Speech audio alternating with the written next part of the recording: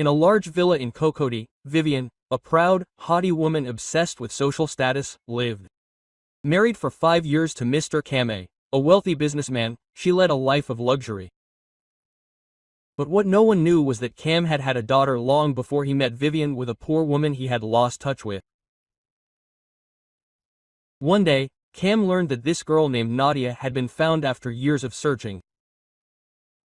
But instead of bringing her directly into his home as his daughter, he decided to secretly hire her as a housekeeper. He wanted to see how his wife would treat her without knowing who she was.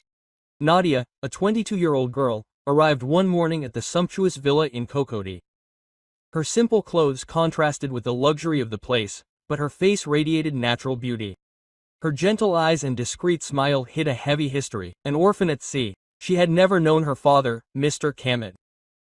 When he had contacted her, he had explained his plan to her. "Come work for me as a housekeeper," he had said.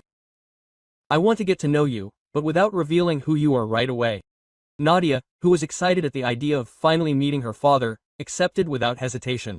Her dream was simple: to form a bond with this man she had only seen in photos, Johnny. As soon as she arrived, Vivian, the mistress of the house, eyed her warily. This young girl, with her natural grace and calm manner, irritated her for no particular reason. Vivian, used to being the center of attention, could not stand the idea of a maid attracting attention, even unintentionally. She quickly decided to put Nadia in her place. "Here, don't you understand anything?" she said dryly, handing her a broom. She assigned her the most thankless tasks: cleaning the toilets, scrubbing the floors, washing the windows of the huge glass-fronted apartments under the scorching Abidjan sun. No breaks, no thanks, just coldly shouted orders. Nadia, although hurt by this hostility, held her head high. She remembered her late mother's words: "Be patient, my daughter. Respect always triumphs in the end." Every morning, she got up early, put on her apron, and set to work without complaint.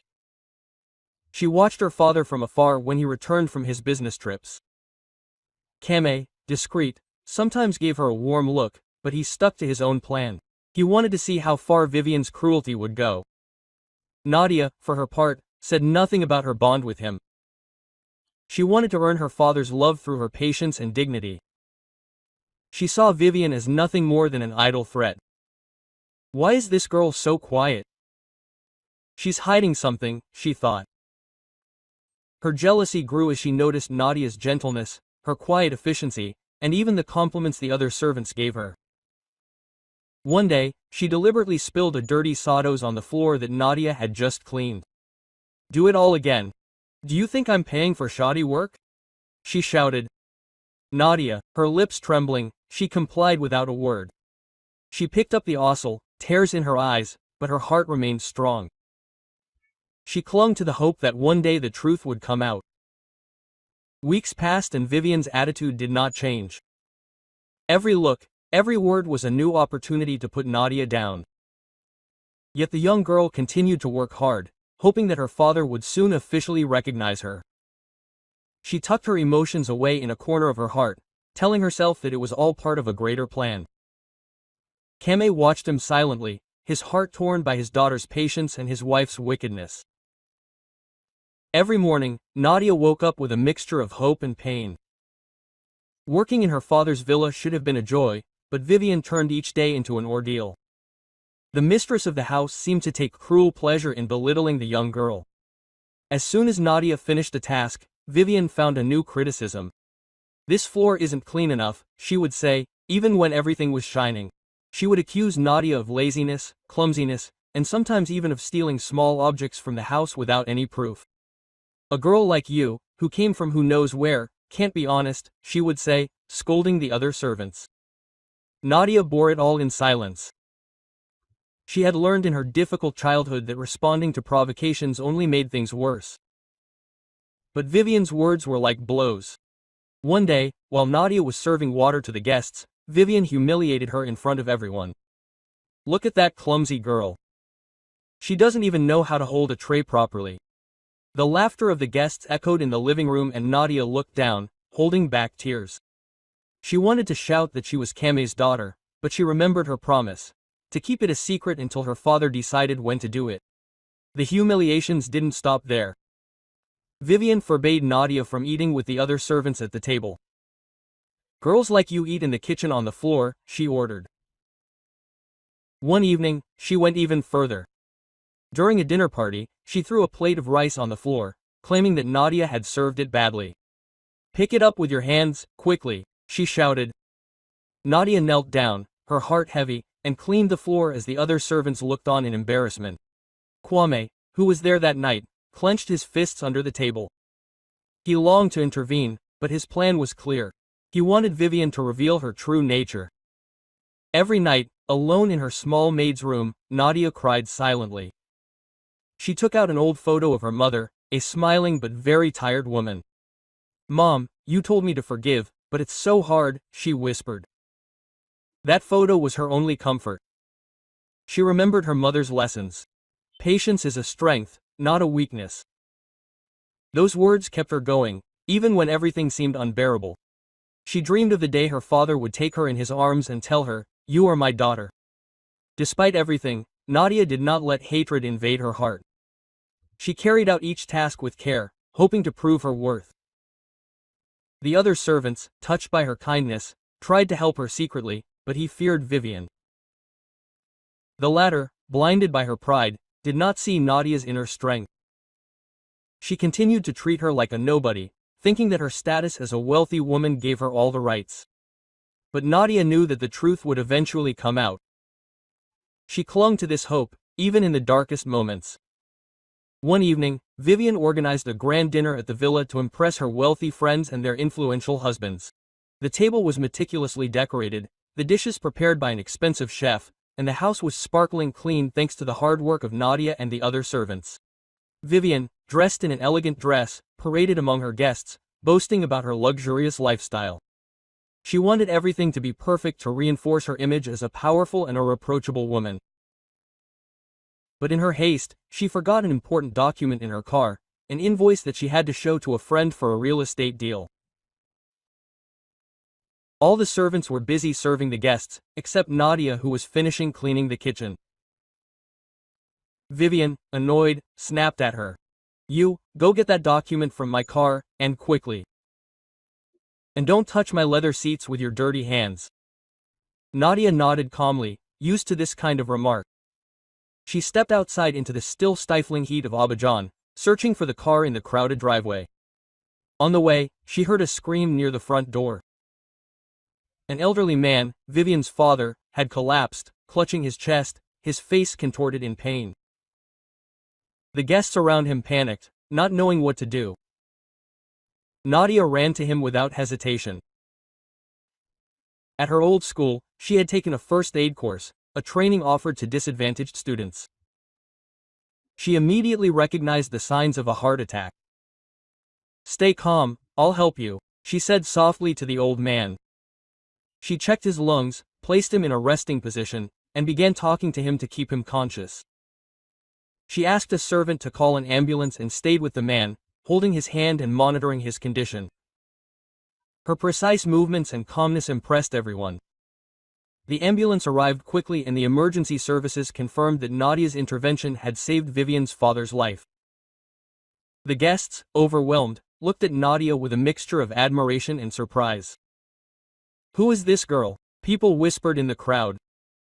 Vivian was still in shock. "Marmona, a simple cleaning lady, had saved my father."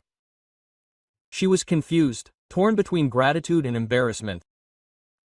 She had never imagined that Nadia, whom she treated like nothing, could accomplish such a heroic act. Kwame, who had watched everything, felt his heart swell with pride. He knew that the moment to reveal the truth was approaching. Nadia, she did not seek to draw attention to herself. Once Vivian's father was taken care of, she discreetly returned to the kitchen to finish her work. But the guests were now talking only about her. Some even offered to reward her, which Vivian refused with a nervous gesture. She could not bear the idea of this servant becoming the center of attention. However, this event planted a seed of doubt in her mind. What if Nadia was not who she thought she was? This heroic gesture would soon change everything. The dinner, already shaken by the incident with Vivian's father, took an even more unexpected turn. As the guests continued to discuss Nadia's courageous act, Aimez slowly rose from his chair. His usually impassive face took on an unusual seriousness. He gently tapped his glass with a spoon, attracting everyone's attention. The murmurs stopped and a heavy silence filled the dining room. Vivian, still troubled by what had just happened, felt a lump form in her throat. She did not like the way her husband was looking at her. "My friends," he began in a calm but firm voice, "it is time for you to know the truth. This young woman, Nadia, whom you have just witnessed save a life, is no mere servant." He paused, letting his words hang in the air. The guests exchanged puzzled glances. Vivian frowned, her heart beating faster. "Nadia is my daughter," he finally declared. A chilling silence fell over the room. The guests caught their breath and Vivian paled, her hands trembling on the table. She opened her mouth but none of them could get out. Quam continued, his voice tinged with emotion. "Years ago, I loved a wonderful woman but life tore us apart. She left too soon, carrying with her a secret, our daughter Nadia. For a long time, I searched tirelessly for her. When I finally found her, I wanted to integrate her into my life, but not without making sure she would be welcomed with respect." He turned his gaze to Vivian, who seemed to shrink in her chair. "So I decided to bring her here as a housekeeper to see how she would be treated." The guests were stunned. Some looked at Nadia with admiration, others glanced at Vivian in embarrassment. Vivian felt a wave of shame invade her. Every insult, every humiliation she had inflicted on Nadia came back to her like a boomerang. She wanted to speak, to defend herself, but her lips trembled too much.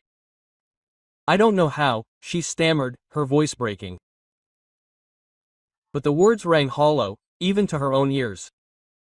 Nadia, standing by the door, lowered her eyes.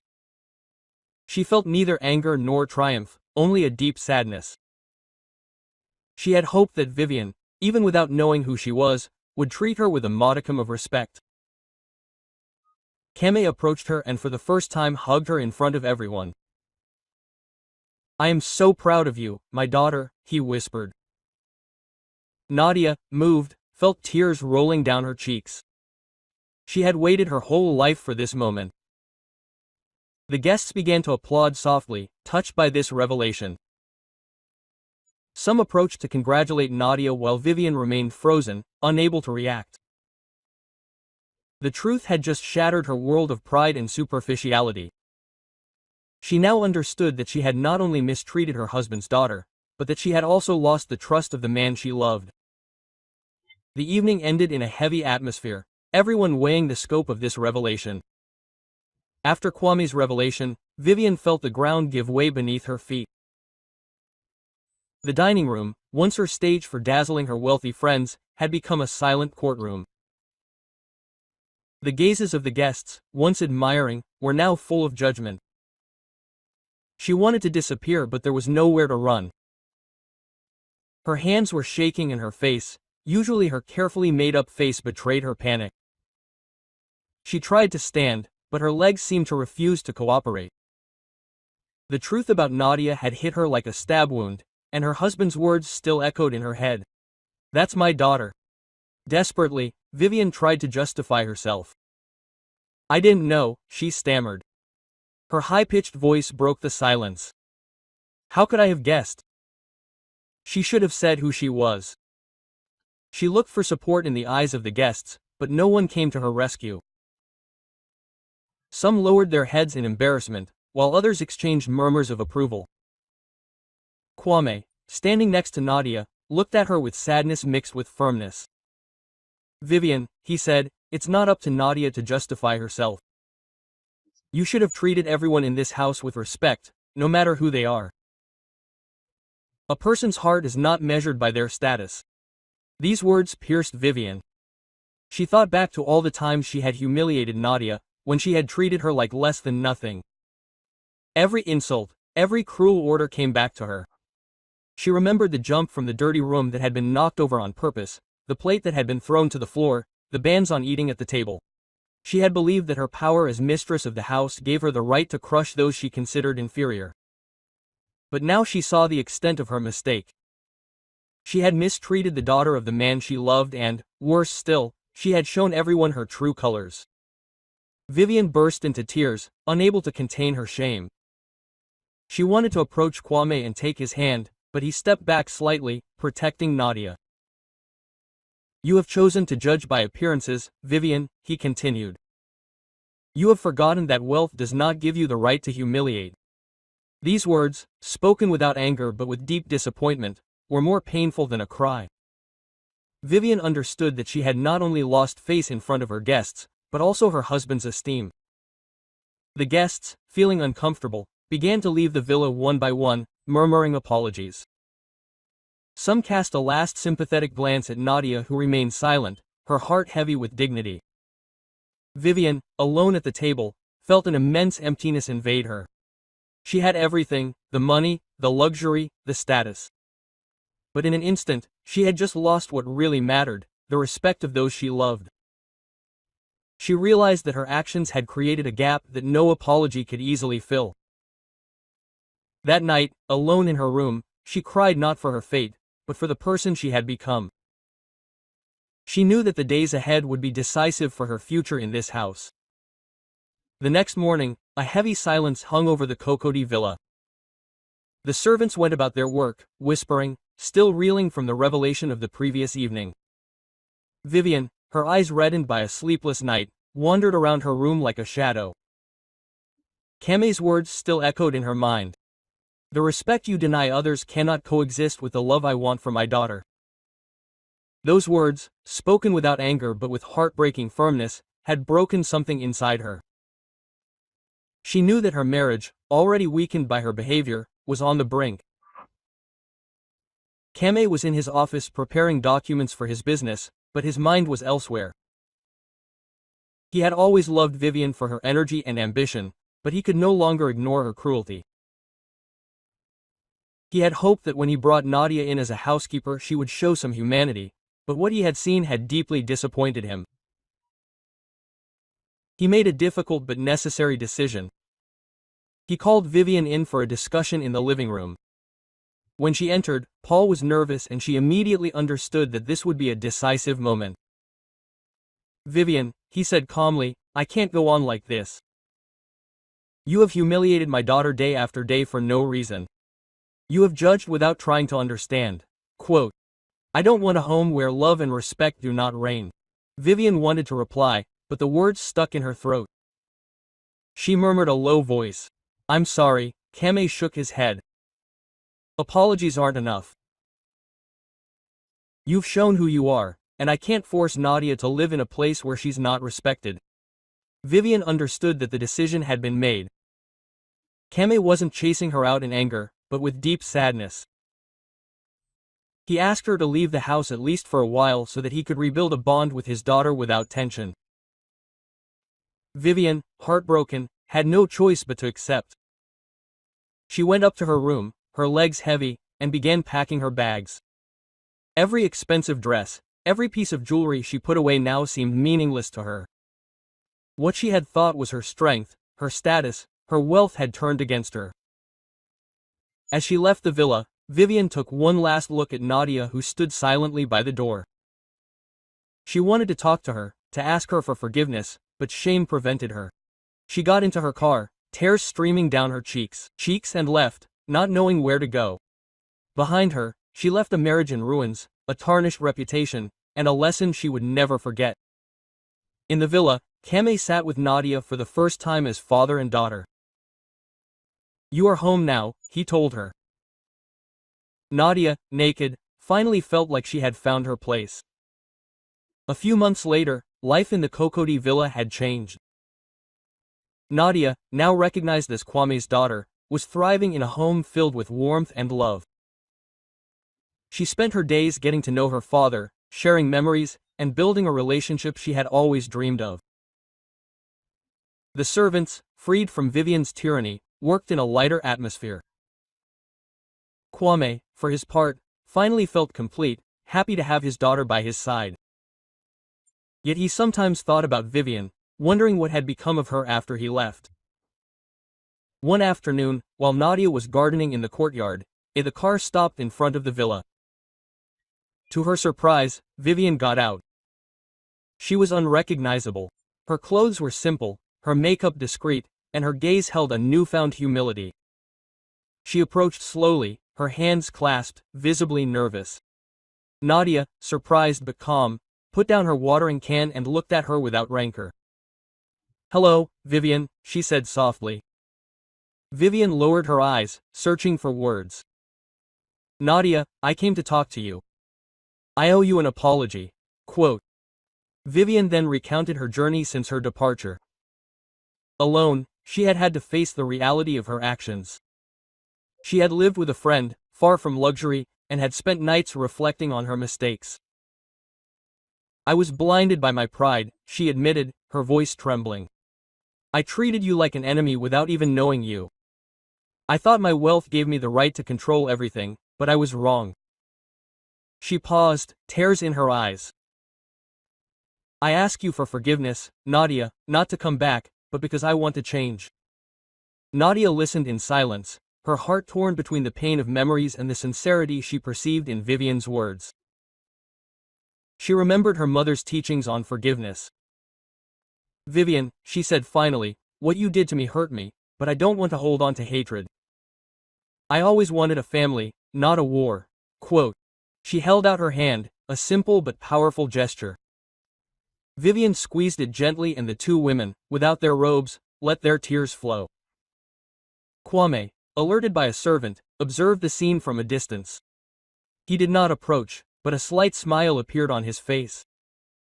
He knew that Nadia had a pure heart capable of forgiving where others would have held a grudge. Vivian did not return to live in the villa, but she stayed in touch with Nadia, gradually learning to be a better person. Their fragile but sincere relationship became a symbol of redemption. Nadia continued to build her life with her father, proving that kindness and patience can heal even the deepest wounds. Never judge a person by their appearance or social status. Because the one you humiliate today could be the blessing that God wanted to send you. Respect is a treasure that even the poor can offer, but that the rich sometimes forget. Subscribe to not miss our stories.